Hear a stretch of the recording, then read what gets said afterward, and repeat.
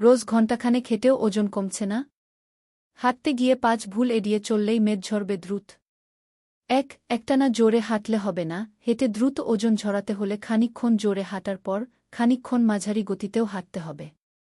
একটানা দ্রুত হাঁটলে আপনি অল্পেই হাঁপিয়ে পড়বেন, তাই হাঁটার গতিতে দ্রুত ও মাঝারি লয়ের ভারসাম্য রেখে চলা জরুরি।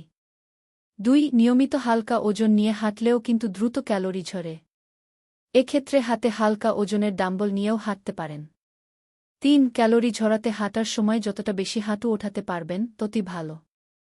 হাঁটাহাঁটি করার সময় শরীর থেকে ঘাম ঝরে। নিয়মিত হাঁটাহাঁটি করলে বেশি করে জল খান। শরীরে জলের ঘাটতি হলেই বিপদ।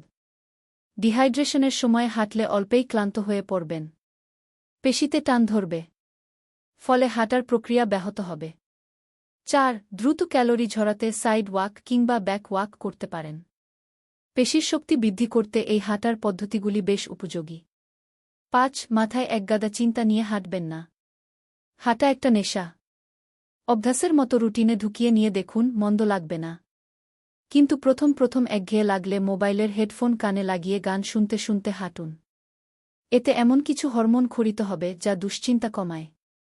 তবে বড় রাস্তায় গেলে কানে হেডফোন গুঁজে হাঁটার সময়ে সচেতন থাকুন।